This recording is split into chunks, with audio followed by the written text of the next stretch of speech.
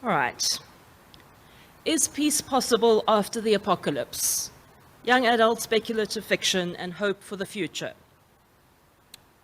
We've heard a lot of Donna Haraway this week. Today is, and I'm afraid we're going to hear her again. So this is a quote from Staying with the Trouble.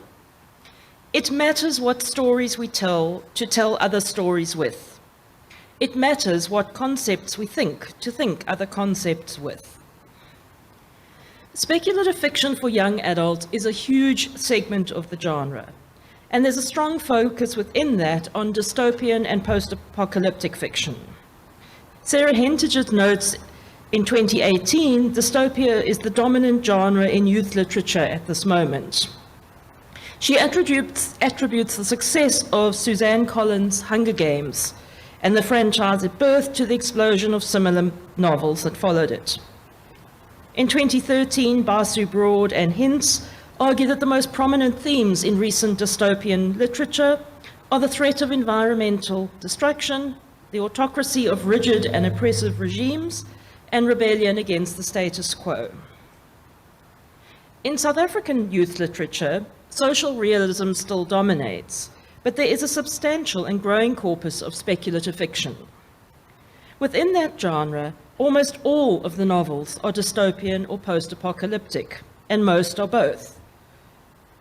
This is different to the situation with science fiction in USA, UK, Australia, and other countries, where the speculative fiction includes outbreaks of war, nuclear apocalypse, invading aliens, paranormal romance, with or without sparkling vampires, zombie outbreaks, cyberpunk, steampunk, space travel, time travel, alternate realities. Adult South African speculative fiction also shows a similar range. Yet the vast majority of the South African young adult fiction is dystopian apocalypse. And in that subset, the majority have a strong focus on environmental issues. South Africa echoes the international trends in seeing an upsurge since 2000. And again, after 2010, there was another flurry of books being published. But the ecological apocalypse has been a feature from the start. Summer's End by Peter Wilhelm was published in 1984 and has been hailed by Arthur Goldstuck as arguably the first distinctly South African science fiction novel. It is set some 2,000 years in the future, in the midst of another ice age. Cities have long been abandoned, with a brief glimpse of Johannesburg as a city of ghostly skyscrapers. This is a world of small settlements and nomadic tribes, struggling to survive in a cold and hostile environment. In this rare instance, apocalypse does not mean a dystopic future. While the world is harsh, the protagonist is part of a small, well-functioning community. And the inciting incident is an expedition to investigate a mysterious signal from the far south. Published 10 years later, Ilana Bregan's 1995 novel, The Slayer of Shadows, is set in a far bleaker future, one in which a revolutionary war has left South Africa devastated, and in the words of the novel, no one free. In her novel, a stranger enters the harsh urban sprawl beset by poverty, crime, lack of water, despair, and attempts to bring hope. Jenny Robson has two speculative fiction novels, The Denials of Gauteng, published in 1998, which envisages a world where Atlas Shrugged by Ayn Rand has been taken as an ideological model, so that society's elite build enclaves and destroy everything outside them. This novel employs the common trope of the protagonist who discovers that their utopian world is in fact dystopian. When Shine finds a way out of the enclave, he discovers a dry, desolate world of dust, disease, and despair, a world his people have created. He realizes that the daily rain that makes life in the enclave so pleasant is generated by towers attracting all the clouds outside, and the people outside call them cloud stealers. Robson's 2004 novel, Savannah 2116 AD, shows how attempts to prevent an environmental apocalypse have resulted in a dystopia, in which people are kept in reserves and animals run free, human rights having been subordinated to the need to rehabilitate nature. So in this case, it was started with good intentions to save the environment, an action triggered by the extinction of elephants. There's constant reference to the last elephant accord. Leslie Beek's Remembering Green, published in 2009, is set in 2200, a world of global warming and environmental devastation, where the oceans have risen, drowning the cities. A young girl is kidnapped from a rural home in the dry interior and taken to an island city on what was Table Mountain, where technology is failing and the techies hope to use her to restore the rain. Helen Brain's Elevation series, published from 2016, The Thousand Steps, The Rising Tide, and The Fiery Spiral, also deals with rising waters, and Table Mountain is once again an island, in which case it starts a fairly standard dystopic tale, and we discover that the island had been used to, young people had been almost imprisoned in the island, thinking they were being saved from a world devastated, but actually being used as free labor to feed the surviving sort of communities. Edith Bulbring's The Mark in 2016 and the sequel Reject in 2018 are set several hundred years after a disaster that devastated the world, leading to seas swallowing up cities, mass extinction of plants and animals. So the official date is 246 PC, post-conflagration. It's not made clear what caused the conflagration, though there is a suggestion that it might have been nuclear war, but the result is complete devastation.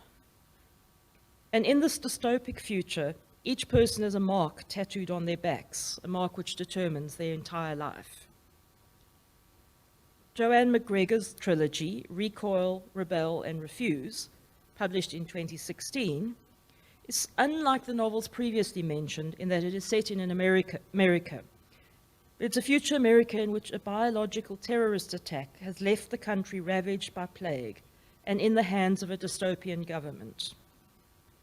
You'll note a certain trend. There's an apocalyptic event, and what comes out is a dystopic government. Jane Bowling's New Keepers, set in 2017, is also set long after environmental disaster.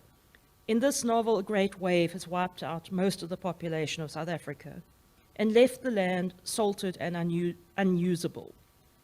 And in many ways, it felt like the characters in this novel had endured a 2020. They reference frequently, there was the wave, then the salting, then the plague, and there's just this litany of disasters. A young man's quest into the wilderness reveals the full extent of the dystopia and triggers a rebellion which might bring change. Again, this is a brief overview of what many of the novels deal with. An environmental apocalyptic event which leads to dystopic government, and the main character rebels in some way and prompts or triggers or initiates a change. Now, this emphasis on environmental disaster could be read as a sign of despair, of lack of hope for the future. Why is it that all of our South African youth novels in speculative fiction depict such a, none of them depict a happy future? However, this is not the case. There are two responses to this, one pragmatic and one hopeful.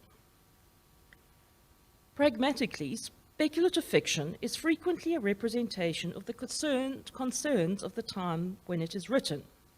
So, for example, during the Cold War, Western science fiction focused on themes of alien invasion, body snatchers, nuclear war, dystopian governments, whereas in South Africa, our primary concerns tend to be more environmental. We're concerned with the landscape, with droughts, with fires, floods, wildlife extinction, water. Just ask yourself how many conversations you have had about water this week. Just this morning on the way into work, we had to dodge some donkeys in the road. So the natural world is perhaps very close to our consciousness. In fact, in Summer's End, Peter Wilhelm notes, has a quote, "It was a bitter spring with late snowfalls and storms that killed the first plantings of grain. The farmers grumbled, but then that had been the way of farmers since time immemorial. The weather was their constant subject of conversation. In that sense, it never failed them." Never fails us as well to talk about the weather. According to L.Z. Steenkamp, speculative novels cannot be removed from their specific socio-historical context, often serving as dire warnings to societies regarding the possible future crises that could result from their current political, historical, environmental, and/or economic trajectories. But apart from showing the preoccupation of authors and readers, depictions of environmental apocalypse can lead to increased awareness and concern about environmental issues. Lawrence Buell has famously stated that the apocalypse is the single most powerful master metaphor that the contemporary environmental imagination has at its disposal. A recent book by George Marshall, Don't Even Think About It: Why Our Brains Are Wired to Ignore Climate Change, looks at why getting people to really think about climate change and to take action is such a challenge, noting that we are much better with immediate threats or problems, that it's difficult to think about the long-term and overwhelming problem. We saw this in one of the questions earlier today. What can we do? And he notes that through our long evolution, we have inherited fundamental and universal cognitive writing that shapes the way we see the world and interpret threats, and that motivate us to act upon them. Without doubt, climate change has qualities that play poorly to these innate tendencies. It is complex, unfamiliar, slow-moving, invisible, and intergenerational. Of all the possible combinations of loss and gain, climate change contains the most challenging, requiring certain short-term loss in order to mitigate against an uncertain longer-term loss. His research could apply to environmental challenges in general, and his recommendations are to make strong use of compelling narratives and personal stories, rather than relying on cold facts, to engage the emotional brain as well as the rational brain.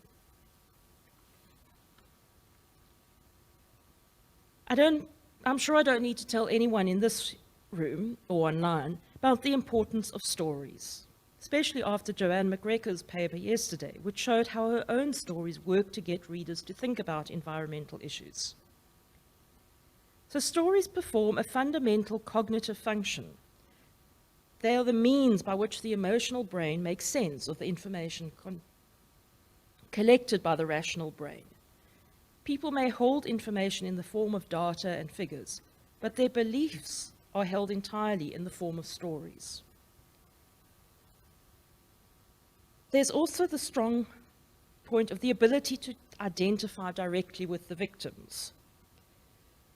Much as it pains me, but we'll quote a Russian here, as Joseph Stalin put it, "The death of a single soldier is a tragedy, but 1 million deaths is a statistic." He's unlikely to have been particularly concerned either way, but the point is a valid one.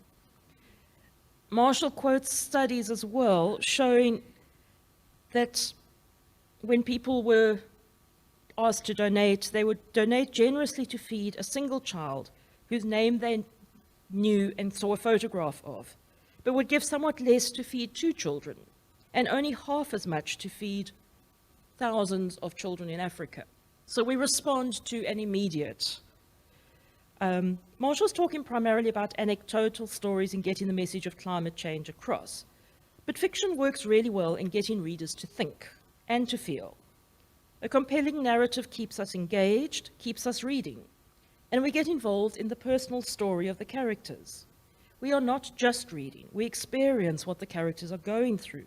We identify with them, feel the pain, the struggle. We follow their journey. It makes it real. We're not that good with numbers, especially large numbers. So knowing how many people died in the Holocaust is one thing. Reading Anne Frank's diary is another thing entirely. Makes it personal. The power of books to change people's minds and hearts have been seen in many examples in the past. Okay. We've seen from Uncle Tom's Cabin and Cry the Beloved Countries to pivotal books in giving white readers empathy and understanding of black people's lives. In the context of speculative fiction, the very writing of 1984 by George Orwell in some ways prevented it from becoming the truth. Just the concept of double speak means we have a term for it and an awareness of when it is happening. Big Brother is still watching, but we are now watching Big Brother. Haraway emphasizes stories again. She says we relate, know, think, world, and tell stories through and with other stories, worlds, knowledges, thinkings, yearnings. And another book we've heard from a few times, In the Arts of Living on a Damaged Planet, Annette Singh notes that creative writing invites us to imagine the world differently, to listen beyond newspaper headlines, to hear those quiet stories about the Anthropocene, whispered in small encounters. Again, a large thing like global warming is a big thing, but when you're seeing it happen in a story, you become much more involved, invested. Ilana Bregan herself comments that she wrote her fantasy fable, The Slayer of Shadows, with a fantasy element in it because, as she said, we all live with a daily dose of horror and eventually it doesn't shock. If you want people to look differently at things they see every day, you have to create it differently. Speculative fiction enables us to look differently at things. It shows the consequences if we don't do anything. It extrapolates to disaster level and bypasses the slow process by depicting a dramatic shift, or in most cases, setting the story after the disaster, where no longer a future threat, but a current lived reality. Here's a brief scene from Remembering Green. They knew, he said softly, the governments all over the world, they knew 100 years before. They knew the change was already happening. They knew, and yet they chose to do nothing.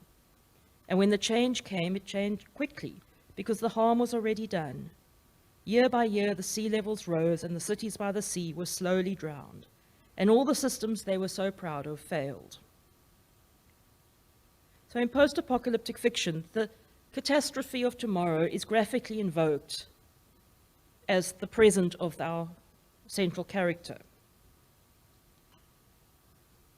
There's another quote, which I won't read for time, from the Mark, where the character is complaining about the flies, and she notes that in the olden days, flies used to be smaller. They were one of millions of species, some of which were beautiful and useful.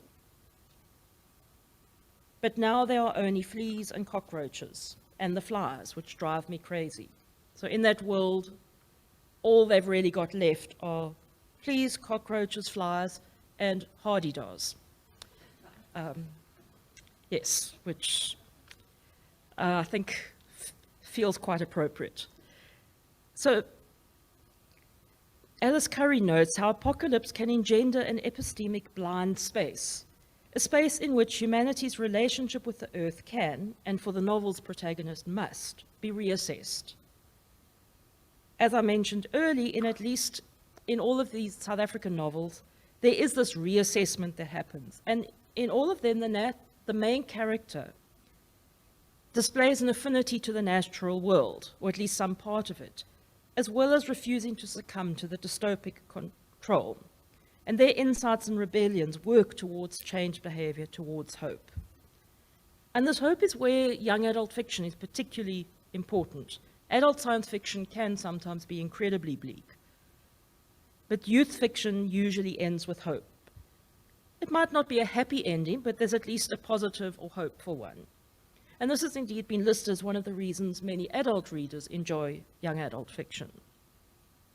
Haraway has warned of the fine line between acknowledging the existence and seriousness of the trouble and succumbing to abstract futurism and despair and indifference.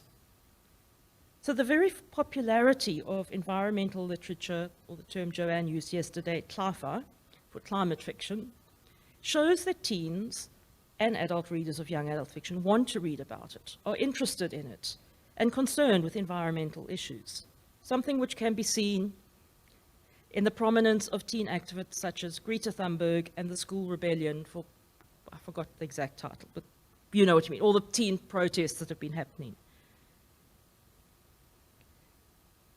So, while not all endings are happy, there's a sense of hope. They shine a light on the glimmer, that this will not be the final outcome for the Earth. The novels might be set after an apocalyptic disaster, but that very post in post-apocalyptic shows that there is a future after the apocalypse. It is the end of some things, but not all things. Our teenage protagonists lead us into a future where they will work to make peace with nature. Thank you.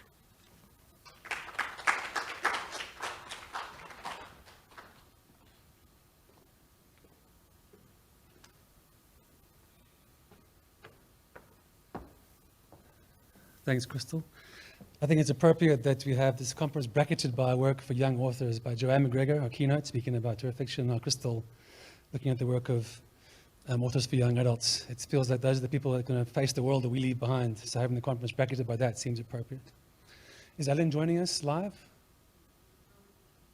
Okay, so unfortunately, Allan can't join us live. His internet is too unstable.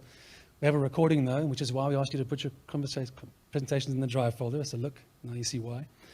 So Allan's paper, he's Allan Maganga. His paper is called Explicating Igbo Culture Nature Nexus and Things Fall Apart by Chinua Achebe. So, is he in? Okay, well, let's see what happens. Good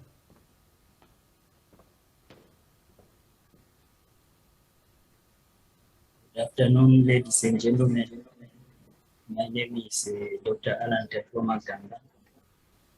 I'm presenting on the Igbo culture, nature, relationship or nexus as reflected in Chinua Achebe's novel, Things Fall Apart. So I'm going to share my screen. I hope everyone sees the screen. All right, so basically the main idea that is being portrayed or that is being averred in this paper is to explore the symbiotic relationship that exists between nature and Igbo cultural heritage as it finds expression in Achebe's novel, Things Fall Apart. This resonates well with the theme of the workshop or conference, which says that making peace with nature. So my task is very simple. I'm going to show how nature and culture interacts in the Igbo society or in the Igbo culture. How is Chinua Achebe, as one of Africa's literary giants, utilizing novelistic discourses to portray or to unpack how the Igbo traditional society managed their natural environment. So I am using Things Fall Apart as the primary source of the study. Why am I using Things Fall Apart as the primary source of the study? I'm using it as the primary source of the study because the novel Things Fall Apart is one of the most revered novelistic discourses in Africa. It is celebrated as one of the best literary works translated into 57 languages. And also it shows the relationship between the pre-colonial society and their traditions, and also how they reacted after their encounter with European civilization. So basically, that's why I utilized Things Fall Apart. Literature or novels, they are cultural sources. They tell us more about the society.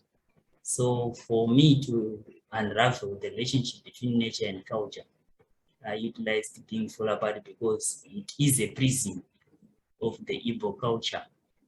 It shows the Igbo culture as it was or as it is practiced in southeastern Nigeria. So just to show the magnitude of the literary work that I've utilized for this edition, the likes of Obama, the former president of the United States, and Toni Morrison, they have these comments concerning the novel that I've utilized to explicate the relationship between nature and culture. So Obama says, the novel is a true classic of world literature, a masterpiece that has inspired generations of writers in Nigeria, across Africa, and around the world. And also Toni Morrison also seems to concur. He says African literature is incomplete and unthinkable without the works of Chinua Achebe. So considering that this novelistic discourse or this novelistic creation has impacted a lot of lives in Africa and abroad, I found it fitting to utilize it and show how the traditional society interacted with its nature, how they managed their societies, how they managed their natural environment for sustainable development. So the approach that I have utilized, or that I'm going to take in this presentation, is very simple. I'm simply unraveling how the pre-colonial Igbo or African society took care of its natural heritage by utilizing cultural traditions. That's what my task is. I'm also going to show the appreciation of the novel in demonstrating how nature and culture dualistic synergy was utilized to manage the Earth's resources. So in a nutshell, the presentation outlines indigenous heritage management systems that the pre-colonial system used to safekeep their resources. So to exemplify this standpoint, or to elaborate on this school of thought, I'm going to extract scenes from the novel that shows how this society managed their environment. So firstly, we have the issue of the Igbo forests. The forest itself is a natural creation, is a natural wilderness of the earth. So in things fall apart in chapter 17 and also in chapter 14, Chinua Achebe makes reference to the Igbo forest. That forest demonstrates that the Igbo people had an appreciation of ecology to the extent that they kept their forests undisturbed. So in chapter 14, prior to the encroachment of colonialism, Achebe portrays the Igbo forest in its intact form. He tells us that it was rarely visited when people had to dump lepers and also to bury the dead. So the Igbo forest, on page 49, there is a quotation which says, an Igbo forest was therefore alive with sinister forces and powers darkness. It was such a forest that the rulers of Mbanda gave to the missionaries. They did not really want them near to the clan, so they made them that offer which nobody in his right senses would accept. They want a piece of land to build their shrine, said Uchendu to his peers. When they consulted among themselves, they concluded that we shall give them a piece of land. So the piece of land that they gave them was a portion of the Igbo forest. So Uchendu goes on to say that they boast about victory over death. Let us give them a real bit of food in which to show their victory. They laughed and agreed, sent for the missionaries whom they had asked to leave them for a while so that they might whisper together. They offered them as much of the Igbo forest as they cared to take. And to their greatest amazement, the missionaries thanked them and burst into song. They do not understand, said some of the elders, but they will understand when they go to their plot of land tomorrow morning. And they dispersed it. The next morning, the crazed men actually began to play a part of the forest and to build their houses. The inhabitants of Mana expected them all to be dead within 4 days. The first day passed, and the second, and the third, and fourth, and none of them died. Everyone was puzzled. So from this extract on page 49, we know that, or we see that the Igbo forest typifies the interplay that existed between the Igbo culture and their nature conversation, how they managed their heritage, their natural heritage. They managed their natural heritage by way of myths, taboos, and some avoidance rules. This we see because when the white men were given the Igbo forest, nothing happened to them. The society or the elders of the clan expected them to perish, but nothing happened to them. So the incident demonstrates the use of intangible cultural heritage or living heritage as a way of indigenous methods critical for managing the ecosystem. This is aptly demonstrated by the white men who were given the piece of land and nothing happened to them. So we see that the issue of the Igbo forest, it was not that deadly as the pre-colonial Igbo society behaved, but only that it was managed by the use of intangible cultural heritage aspects, taboos, myths, and avoidance rules. So we see a society that manufactured fear for sustainable development, manufactured fear to manage its ecology. Then the next incident from the novel is the issue of wildlife heritage, precisely one of the endangered species in Africa, the python. So we see in chapter 18 that wild heritage in the form of a python is treasured in traditional African societies and even the contemporary. So Achebe captures a situation whereby the natural environments or have an animal in the form of a python.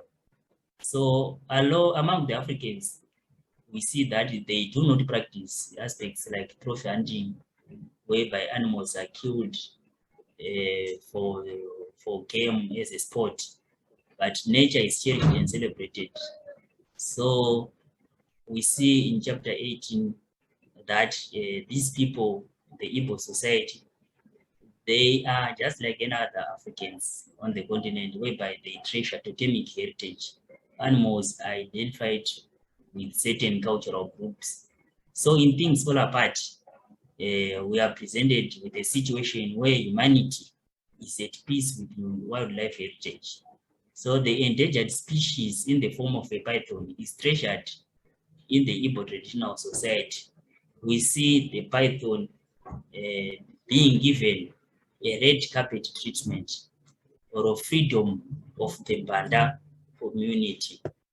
This is aptly captured on page 52, whereby the author says, the royal python was the most revered animal in Banda and all surrounding clans.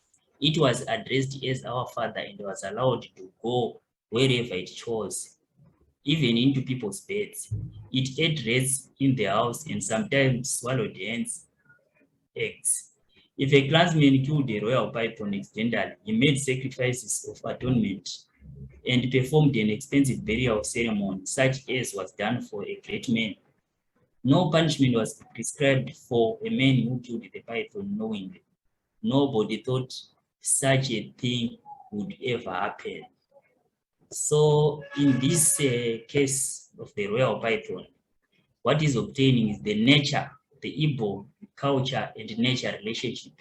We see it is entwined in African indigenous communities. The Igbo community, as demonstrated or as shown in the previous slide, they are a thorough religious or a thoroughgoing religious people. So this gives a fluid relationship between nature and the Igbo culture. So this this harmonious dualism typifies what Achebe portrays as a society that managed nature and wildlife conflicts.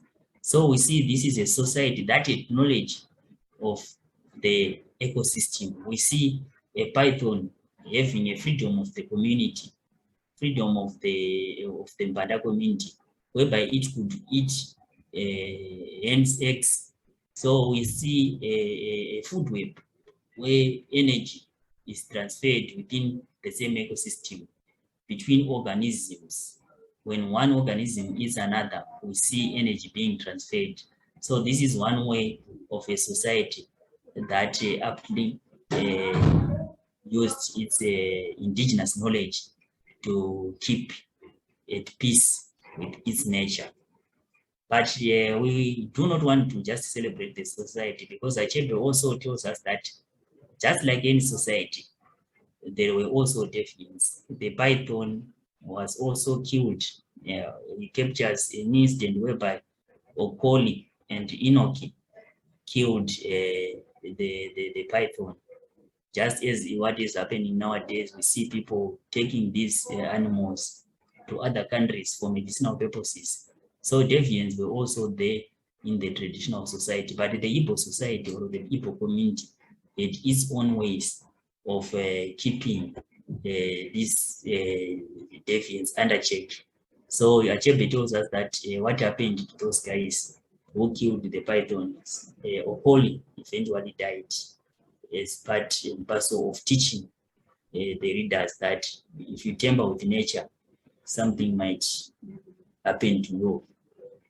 Then we also see people interacting with nature. In this case, we see the moon, that is the cosmos, the universe. So the moon is very significant in the African communities.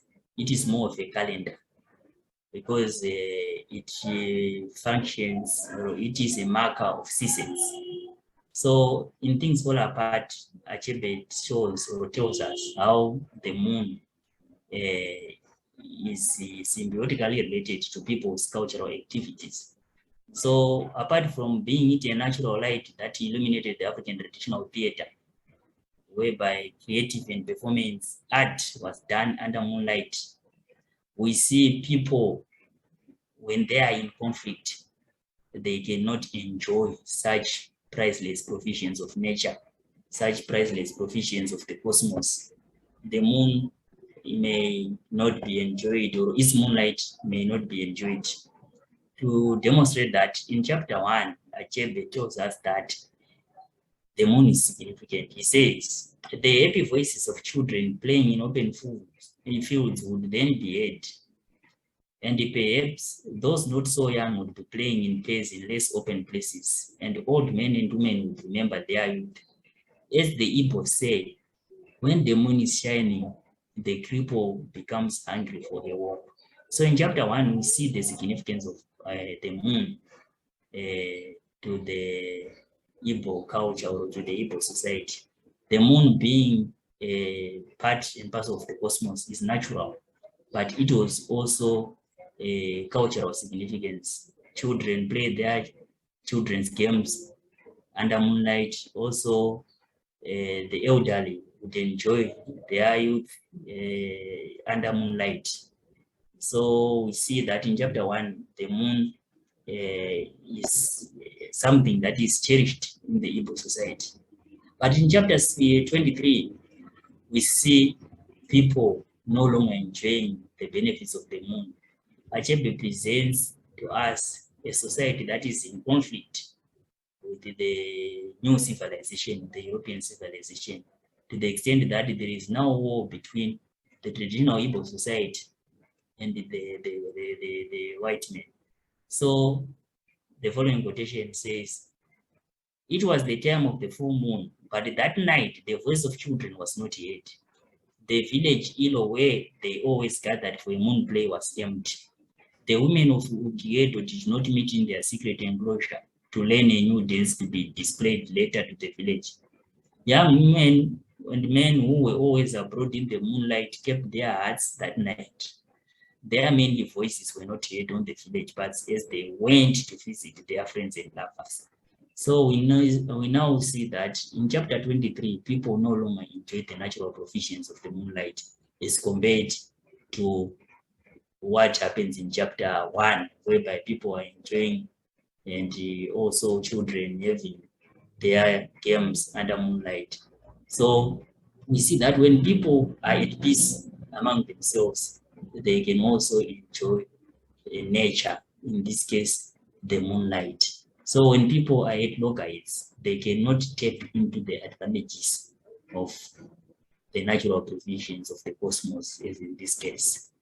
So the next issue is the New Yam Festival. So we see the Igbo calendar in chapter 5, whereby Achebe presents the New Yam Festival. Under that festival, we see people celebrating the earth. The earth as a planet is celebrated in the traditional Igbo society. How is it celebrated? They have a clan goddess whom they call Ani. Ani meaning the earth goddess. So this goddess is the one who is in charge of the earth and its fertility, that is its produce. So the traditional Igbo festival calendar is hinged on culture and nature, as it is aptly captured in what? In the following excerpt.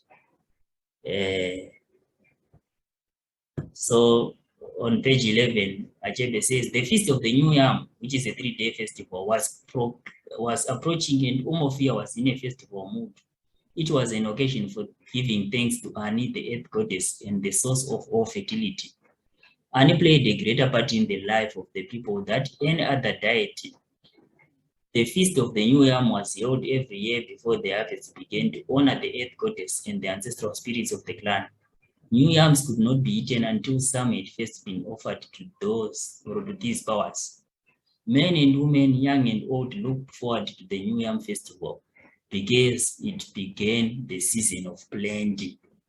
So what we see obtaining in the New Yam festival is that it celebrated the earth goddess for being the goddess of the earth. So we see religion or the cultural traditions of a traditional Igbo society playing a significant role in appreciating the provisions of nature, that is the earth and its produce.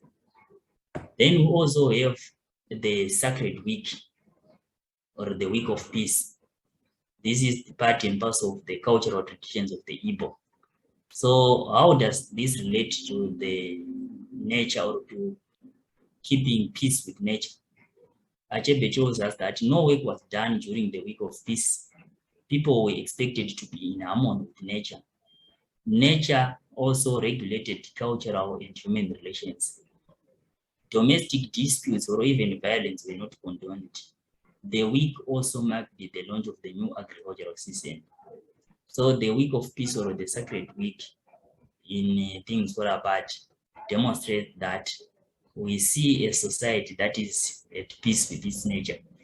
So this extract from page 9 tells us that people always had a relationship with nature during the week of peace. It goes like, listen to me, he said when Okongo had spoken, you are not a stranger in Umofia. You know as well as I do that our forefathers ordained that before we plant any crops in the earth, we should observe a week in which a man does not say a harsh word to his neighbor. We live in peace with our fellows to honor our great goddess of the earth, without whose blessings our crops will not grow. You have committed a great evil. He brought down his staff heavily on the floor. Your wife was at fault, but even if you came into your home and found a lover on top of her, you would still have committed a great evil to beat her. His staff came down again. The evil we have done can ruin the whole clan. The earth goddess whom we have insulted may refuse to give us an increase, and we shall all perish. His tone now changed from anger to command. You will bring to the shrine of Ani tomorrow 1 she-goat, 1 hen, a length of cloth, and 100 cowries. Okongo did as the priest said. He also took with him a pot of palm wine. Inwardly, he was repentant. So we see that when human relations are not cordial, even nature is not at peace. We are not at peace with nature in the traditional Igbo society. Why am I saying so? Because the elders of the clan told Okongo that after he beat his wife, the earth goddess Ani was not very happy about that, because this is a week of peace, and the consequences or implications of such a mistake was detrimental not only at household level, but the entire Mbanda community. So he had to pay a price. Congo had to atone, Congo had to make peace with nature. How? He had to offer a sacrifice. Again, we see a society that taps into its cultural traditions to make peace or to be in harmony with nature. Then we also see the issue of myths. The traditional Igbo society also was bedeviled by natural plagues. So we see in chapter 7, the author tells us that in this way the moons and seasons passed, and then the locusts came. It had not happened for men a long year. The elder said locusts came once in a generation, reappeared every year for 7 years, and then disappeared for another lifetime. They went back to their caves in a distant land, where they were guarded by a race of standard men, and then after another lifetime, these men opened the caves again, and the locusts came to Umofia. They came in the cold Harmattan seasons after the harvest had been gathered and ate up all the wild grass in the fields. Many people went out with baskets trying to catch them, but the elders counseled patience till nightfall. And they were right. The locusts settled in the bushes for the night, and their wings became wet with dew. Then all Umofia turned out in spite of the cold Harmattan, and everyone filled his bags and pots with locusts. The next morning, they were roasted in clay pots and then spread in the sun until they became dry and brittle. And for many days, this rare food was eaten with solid palm oil. So from this extract, we see that a swarm of locusts, which is a natural disaster or a natural plague that visited the community of Mbanda, had its own cultural myth that tried to explain such a natural phenomenon. Just like any other society, the Igbo society, it also meets part of the oral heritage that explain the existence of a certain phenomenon. So we see a society that taps into its mythical traditions, into its cultural traditions to explain the existence of natural occurrences, such as the emergence of a swarm of locusts in Igbo land. So we see here that indigenous knowledge systems also concerning the timing for catching of the locusts, which is a high protein diet, is informed by people's understanding of their climate. The elders of the clan demonstrated that they have a deep understanding of climatology. Why am I saying so?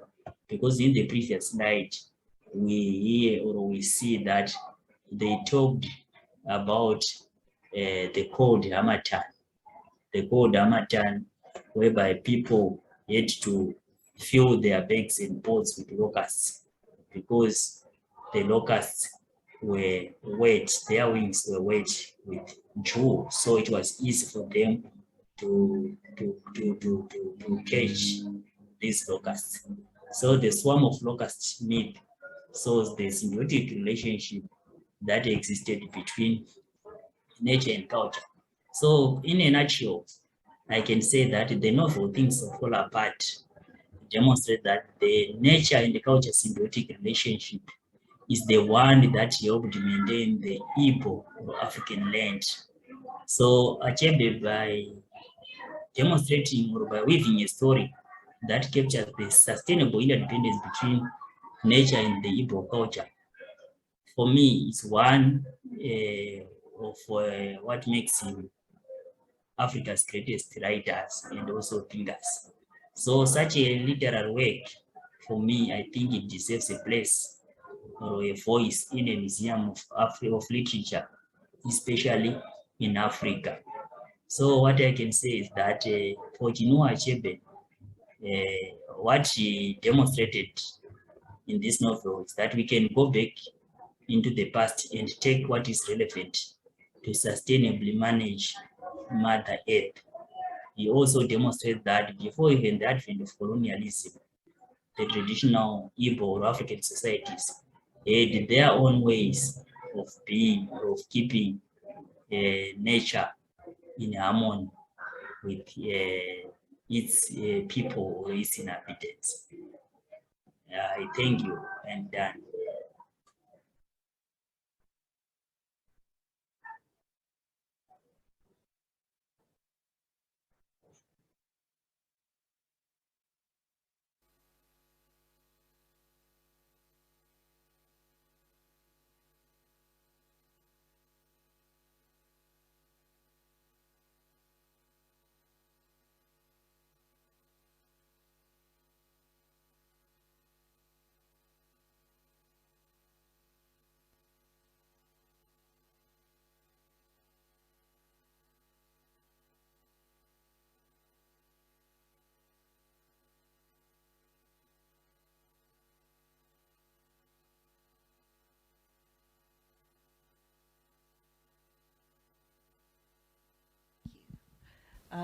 This one's for Crystal, who is right next to me. So this is a little strange. Chris, about 4 years ago, I was driving with my eldest, who'd been reading a book about a dystopia, probably one of the ones you've mentioned, and said, I wonder if we'll ever live in a dystopia. And I said, my darling, we already are. And we went through all the various things, the water and the so on and so forth.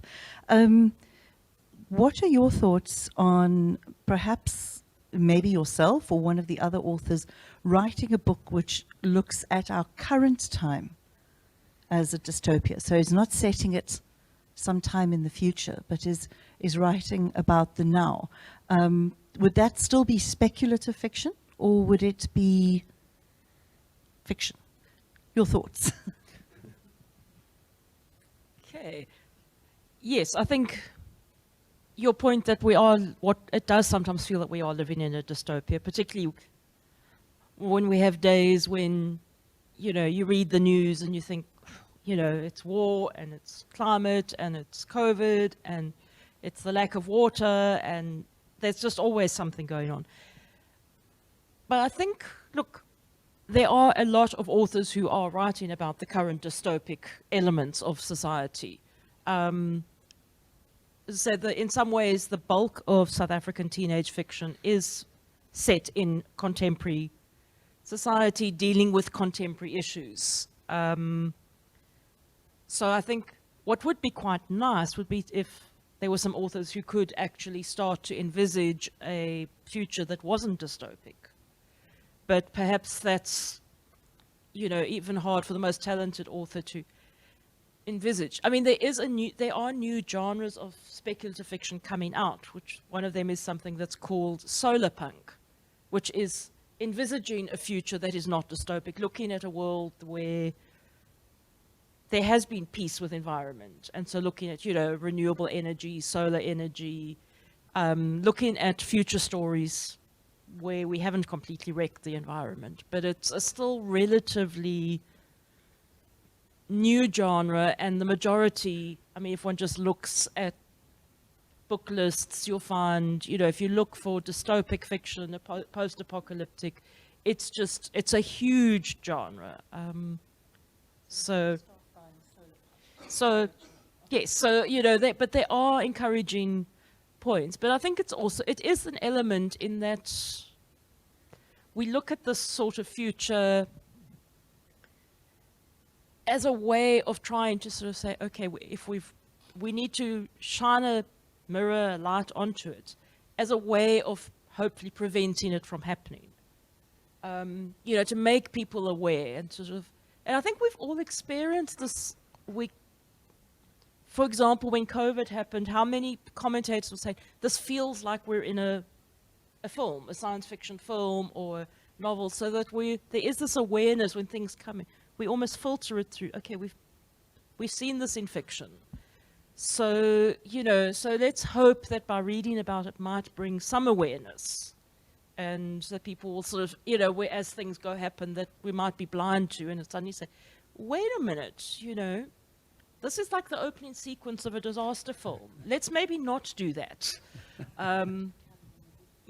So, and let's hope for a period when we can imagine, if not a utopia, if we can actually imagine a happier future. That would be nice. That answers. Sometimes it feels as if the fiction can do that work better than the academic work we're doing, drawing in the complex situation we're dealing with. Questions from the floor? Are you there? So Allan is live for Q&A. There was a recording of his speech, but it actually is live for Q&A, so you can ask questions for him as well. Go ahead, Didi. I am moved. I am moved by the fact that it all begins with colonialism and ends again with colonialism. We're talking about a novel now. Things fall apart. And again, the colonialists emerge. that synergy that was happening, you know, in that community that, you know, the author has picked as a space, you know, it's muddled with, with colonialism, and the colonialists do whatever they have to do to change whatever that was happening there.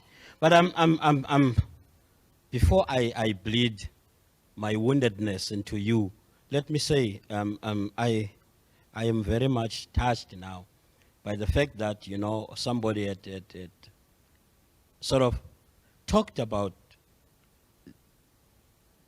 colonialism and the need to decolonize the spaces, because it's going to, we're going to sound redundant, because it's going to be something that we talk about. It's going to be something that's repeated timelessly, that colonialism has made us the woods that we are now. I'm talking about the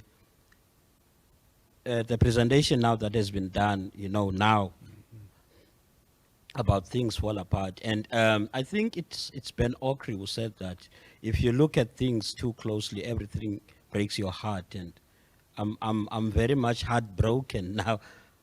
Yeah.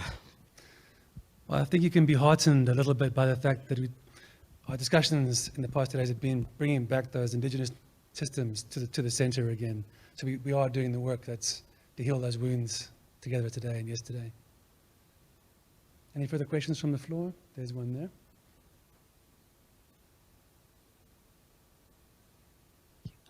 Hi. My question is for Crystal. I'd like to know your thoughts on the term dystopian in opposition to the word utopian, where we sort of label things that are sort of out of reach and things going so well as utopian, and it's a pie in the sky we can never reach. Do you think using the term dystopian to describe sort of ecological disasters as something that can never happen in opposition to the word utopian, do you think it does a disservice to our current situation to describe it as dystopian?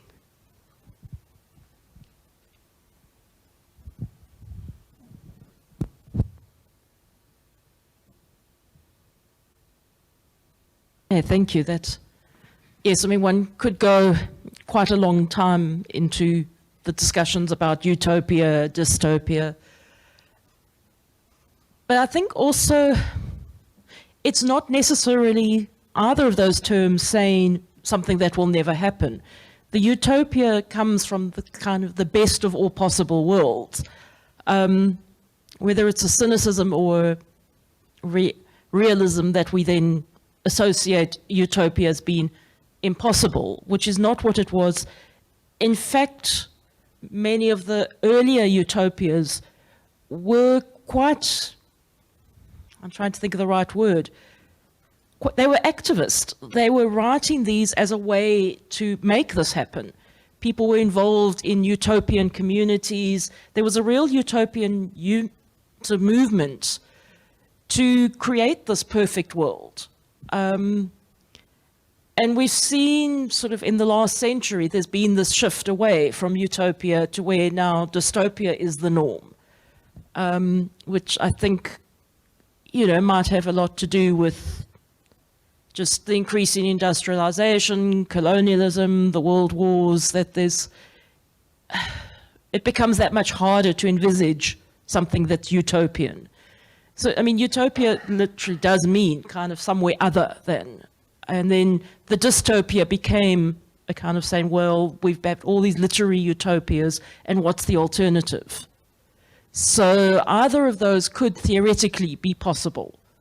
And it's interesting, in the novels that I'm looking at, while in most of them, or in all of them, the dominant mode is dystopian, in almost all of them, there are little elements which are revealed to be, if not utopian, but to show that there are alternatives. So I mentioned in Remembering Green, the young girl who's been kidnapped from her home. and taken to a very dystopic society, but her home community is, you know, it's not dystopic. It shows that there are other ways of being. So one does, I mean, many of them, they're in The New Keepers. The teenage protagonists leave the very utopian sort of city and go into the wilderness and discover communities there who are living in new and different ways and are trying to build, if not a utopian society, a more positive society. So there's always that flip. It's never a given that we'll end up in dystopia. It's just based on experience, that's of, you know, the past history, it's extremely likely. But either of those could, you know, there's no guarantee that a disaster will lead into a dystopia. And, you know, we can live in hope that some utopian elements. I think utopia we're unlikely to see these days in literature, because there's a certain sense, if you're in an ideal world, where's the story? You know, where's the struggle, where's the tension, which could be why dystopias in some ways for writers are an easier, you know, if everyone's happy, then, you know, it's kind of, it's a nice concept. It's not a very entertaining story. And you can see it in the literary utopias. They're interesting, but they're not exactly gripping. So to find ways of writing, if not utopian, less dystopic stories, but it is interesting, I mean, which is why it's quite, I do find it interesting that the teenage fiction is so focused, whereas we've seen in Lauren Buick, I'm just thinking in the adult fiction, Lauren Buick's most recent novel about a plague that's devastated the whole world, which came out in early 2020. It was quite surreal. But it's a devastating plague. You know, the world is upside down, and there's dystopic elements, but you sort of get the feeling that, well, set in America, the government is doing some pretty dodgy things, but they're doing it with the best reasons. It hasn't become this dystopic in the traditional sense. I mean, it's post-apocalyptic, but, you know, people are actually trying, and most of the population who are left are just trying to get on with their lives in the strange world that they're in. So I hope that answers your question. So we're staying with the trouble as much as we can. Yes. We have time for, I think, one more question. Anybody got a question for Crystal or Allan? Anything from the online chat? Not at all. There's one. Dominic. Oh, it's more of a comment about how utopias are often quite dangerous. The colonial project was a utopian project. It was about imagining empty land upon which perfect new societies could be built, where the wasted people of the colony could be placed and reimagined as, you know. So that was, you know, utopia. So utopia itself is, watch out for those utopias. And to our other speaker, thank you for that amazing paper. And it really made me think also about the work of Flora Nwapa and her novel Efuru, which also explores the impact of colonialism on Igbo society, but through a kind of female perspective, and also features a goddess, the goddess of the water, who is actually the opposite of fertility, in that when she chooses a woman to be her devotee, as she does with the novelist's main character, Efuru, she grants wealth and status, but does not give children. And that's also a kind of a form of indigenous balancing. Thanks. Oh, thank you. I think on that note, we'll bring it to a close. I just want to say thank you, everyone. I've really enjoyed our sessions today and yesterday, discussions and papers. And now our director, Babe Thomas, will come and give a few words of closing. Okie dokie.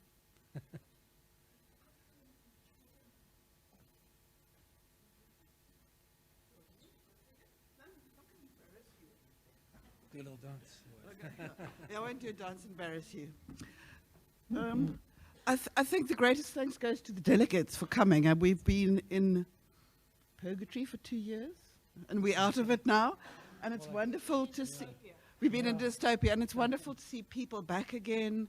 So first of all, give yourselves a clap. Give yourselves a clap.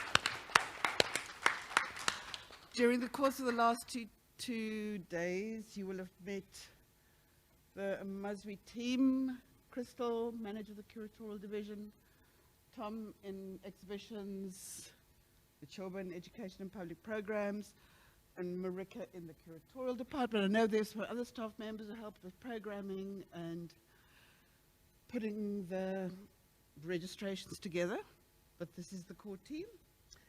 So thank you, everybody. It's been a pleasure. Thank you, National Arts Festival team up there. We wouldn't have done this without you. And although it's nice to have you back, we really are making inroads into our technological advancements, as you can see. But for those who are with us digitally these last 2 days, please try and make an effort to come in person next year, and we'll have an even better conference. I mean, wow, did we just not break? Way more people. The quality of the papers were absolutely fantastic, I must say, to everybody who participated, everybody who delivered a paper. I was blown away. You know, I thought, oh, you know, I'll just come in and out and go to my office and do the stuff that I've got to do. And I was here the whole of yesterday and 90% of today. So it's been fantastic for me. Thank you, everybody.